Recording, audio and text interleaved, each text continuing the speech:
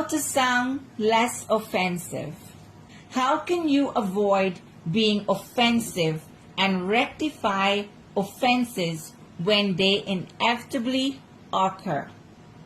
Warranted offenses can take various forms, such as speaking disrespectfully without considering the other person's feelings, imposing one's own opinions on others, using hostile or derogatory language, lying about or to the person, and resorting to profanity or raising one's voice in anger.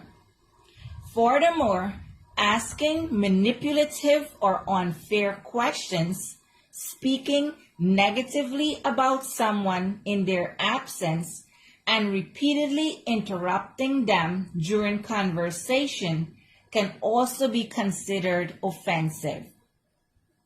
Listening can also become an offense when it is not done genuinely.